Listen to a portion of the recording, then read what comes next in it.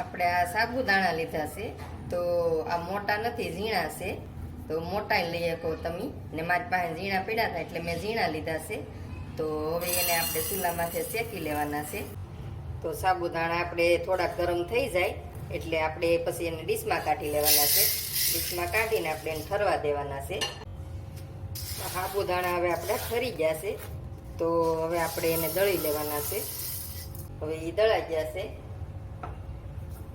ને આપણે બાફેલા બટેટા લીધા છે તો 3 લીધા છે. પહેલાં બાફીને એને મૂકી દેવાના એટલે ઠરી જાય. હવે આપણે એને ખમણી લેવાના છે. તો આ રીતે ખમણી, હવે આપણે આ બટેટું છે ખમણેલું એ આમાં નાખી દઈએ.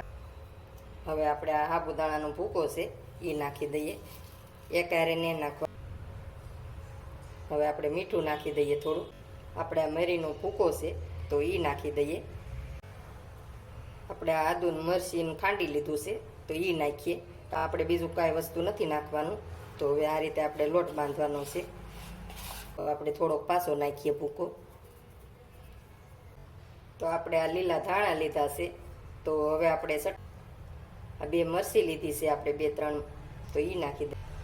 લસણ લીધું છે, આદુના ટુકડા લીધા છે, થોડુંક મીઠું નાખવાનું છે. આપણે આખું જીરું નાખવાનું છે થોડુંક.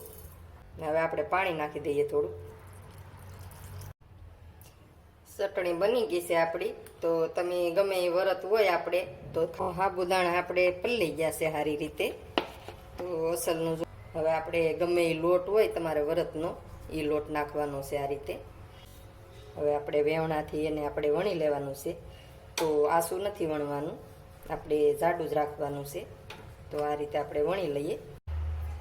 હવે આ રીતે આપણે વણી લીધું છે તો પછી આપણે આ કોર છે ત્યાંથી આપણે કટિંગ કરી લઈએ શાકે કરી. તો હું આ રીતે બનાવું છું. તો આ રીતે આપણે કટિંગ કરી લેવાનું. તો મેં આ રીતે કટિંગ કર્યું છે ને આપણે જો આસું નથી રાખવાનું, આ રીતનું જાડ જ રાખવાના છે.